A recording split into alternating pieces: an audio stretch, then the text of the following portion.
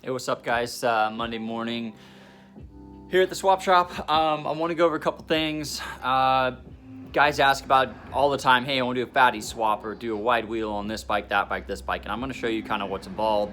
Obviously, every bike's going to be a little bit different, but just to show you the challenges and struggles. We had a customer, so Jared Gearhart up in Olympia, did a really nice billet wheel setup like this one over here on a pre-bug, and I have a guy asking me what to do, how to do it, what's involved, and I'm going to show you why.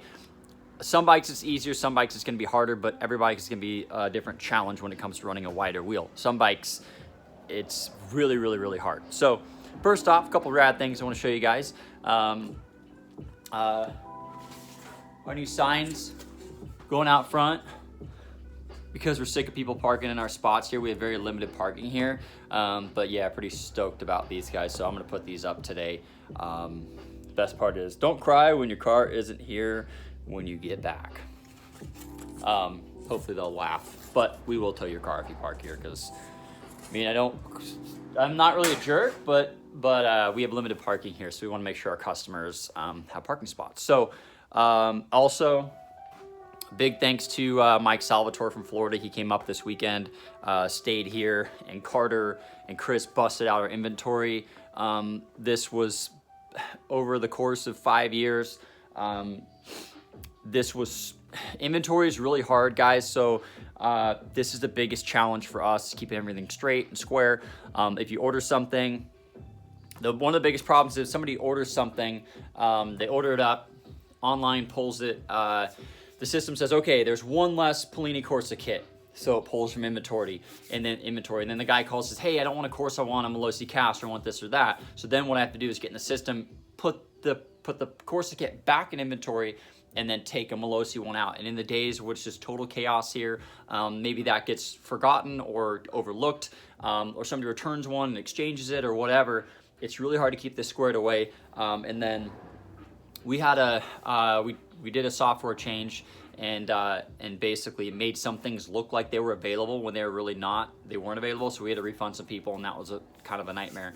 But it's just a struggle of the online store. So anyway, so everything's really squared away. Everything's really good right now. Chris, Carter, and Mike did a really good job. We got all of our CNC in-house stuff done, squared away. All the Polini stuff is squared away. So they just did a super nice job organizing everything, went through the entire system, made sure everything was in its right place, everything's in its right spot. I think they said they found like $4,000 or $5,000 worth of items that weren't even online at all. So got the Sage 6, all of our Sage 6 stuff squared away as well.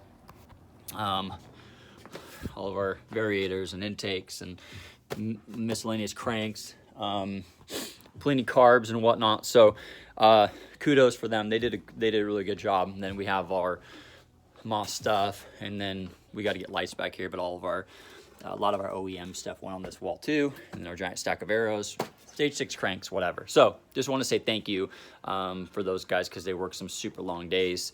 I was Mr. Mom a lot of last week, so I wasn't able to really help with that too much, but kudos, they did a good job.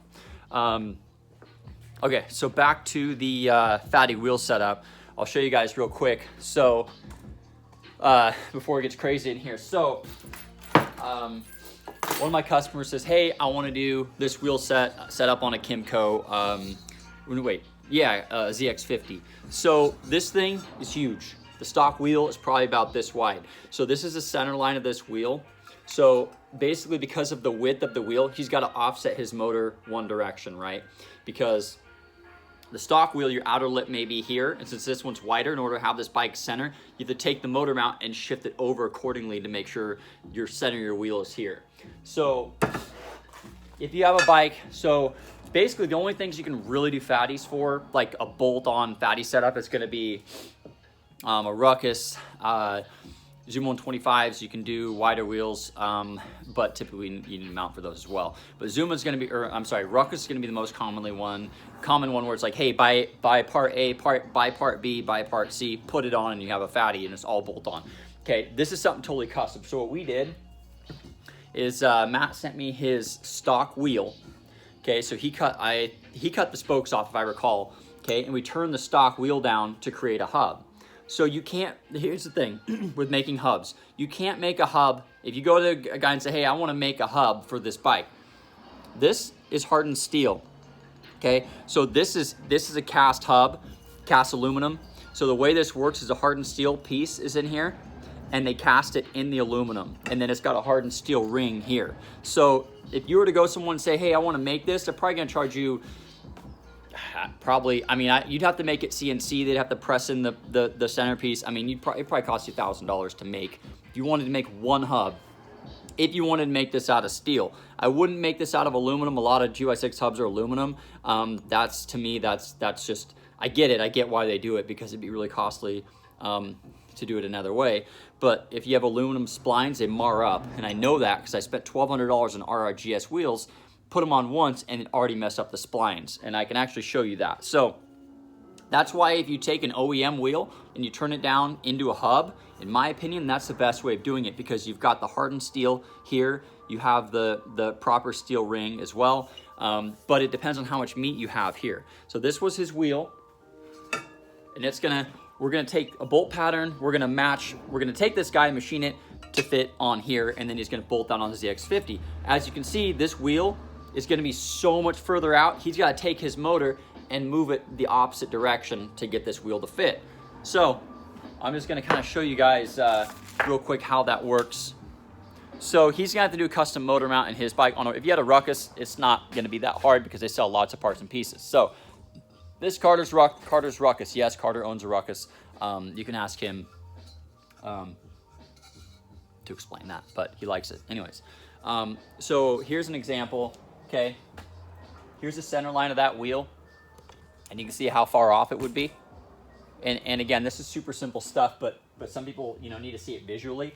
So if you were to take this wheel, mount, and just bolt it right on this bike, you can see it'd be totally crooked. And we see bikes come in all the time that are like this, that are crooked. So that's not what you want. It's the wrong way to do it. It's unsafe. It's just totally not the right way. So what you would do in this scenario with this wheel being crooked like this, you'd take the motor mount and you'd shift the whole motor this direction to make sure that this center of this tire is centered with the frame. So if you have, like, guys want to do it on a pre-bug, if you want to do a fatty wheel on a pre-bug, you got to remember your air box. So not only is your motor mount has to move over.